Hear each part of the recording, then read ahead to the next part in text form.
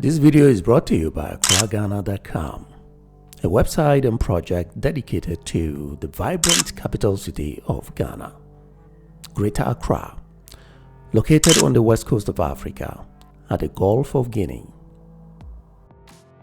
And let's take a look at paragraph 12, the Remittance Lifeline. I've always said that without us, we the diasporians, Ghana would have actually disappeared a long time ago in flames.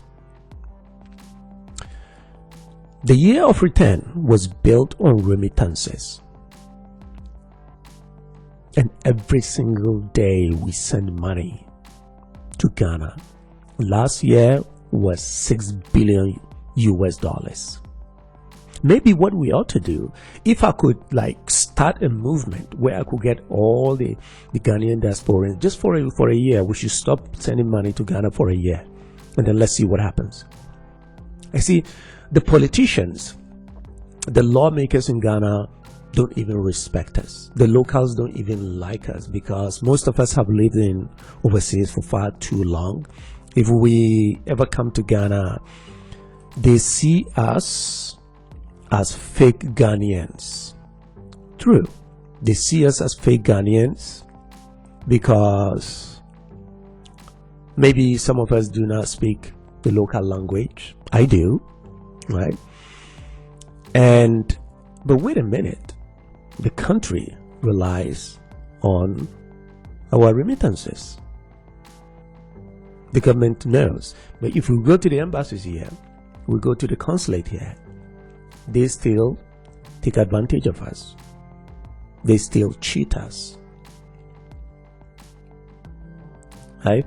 And without our remittances, Ghana will not exist. I guarantee you that. If you look at all these YouTubers who have actually re-immigrated back to the continent or back to Ghana, all of them are creating content for us diasporians. Because if you will watch from Europe, from America, right, their revenue is higher than somebody watching from Ghana. And a lot of them are trying to sell houses at ridiculous prices, 30 times more than its value. And I think remittances is something that we're going to create more and more content around, because I think the Ghanaian government should respect us, should offer us visa free. It doesn't matter the kind of passport that we are holding. Should not be asking us to fill out all kind of ridiculous forms, and then we come to the continent and they squeeze every cent out of it. You can literally understand why Ghana is the way that it is, because of greed. Because Ghanaians are freaking greedy. We really are. You can see it in our shops here. Like in Europe, I don't know about America, but in Europe, you go to some of our shops, you just look at the prices, you wonder, how the hell do they arrive at this price? How did you come up with this price? You go to other shops, right? The prices, if you go to Ghana, it's the same thing. Most of the houses that are being sold, I guarantee you the houses are 30 times. The true value of those houses, they are 30 times less. In other words, if you see a house that is being sold in Ghana for 300,000, right? You should do the math inside your head that it should be 30 times less. That's the true value. Well, let's go on to paragraph 13, right? Soft life on a hard budget. You cannot live a soft life in a country that doesn't have two of the most important elements to run a country. And that is electricity, stable electricity, and clean drinking water. Any country that doesn't have all, you see all these mansions, and then you see they have all these huge drums, right, on top of those houses that they have to reserve water. And you're just like, holy crap, how backwards are we? 2025, and you still have to use drums to save water, in case. Okay? It just tells you that Ghana cannot survive, cannot flourish, cannot develop without electricity. Show me one country that has actually developed without stable electricity. Sometimes I wonder, how do these YouTubers, how do they create their content? And every Ghanaian today is looking for the soft life, because that's what they have actually seen on social media, like the soft life, the villas, right, the apartment, the luxury apartment. And the diasporans are not helping.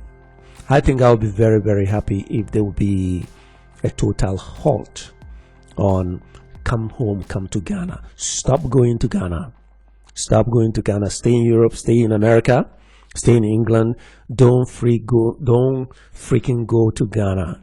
If you go to Ghana, you destroy Ghana. You're not building anything. You just build luxury homes, and then you put them up for Airbnb. Right? You furnish them. It's really amazing. You look at all this apartment, they furnish this apartment, they look so luxurious. And then when you get out of that compound, holy crap, just beat down infrastructure. You cannot live a very soft life in a developing country where there is no proper electricity and there is no stable or clean drinking water that is affordable, available, and accessible to the people. And paragraph 14, we talk about survival of the smartest or the crookedest. Yeah, in Ghana. In Ghana, everybody is a crook. Even at the embassy here, you see it. You go to Ghana embassy and you can literally see it. Right? You can see that in Ghana, you have to be a crook. Even your family members, you can see them. You can, if you are someone who has actually spent more than half of your life in Europe or in America, you have seen things that the average Ghanaian hasn't actually seen. Right? Because after all, if you look at Ghana, Ghana is still being run by the West. It's being run by America. It's being controlled by US dollars. And you come back to Ghana, or even you are talking to some of your family members, and you can literally see that they are freaking lying to you. They are lying to you. And you just look at them and then you just shake your head. Well, you think I'm stupid? Yeah. In Ghana, you have to learn how to survive, how to be the smartest, or how to be the crookest. The crook, right?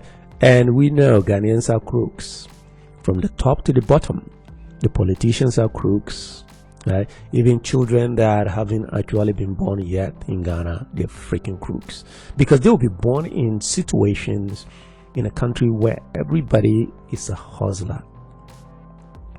It pains me to say this, but that is the truth, the real truth, but nothing but the truth. So help me God. This video is brought to you by AccraGhana.com, a website and project dedicated to the vibrant capital city of Ghana, Greater Accra, located on the west coast of Africa at the Gulf of Guinea.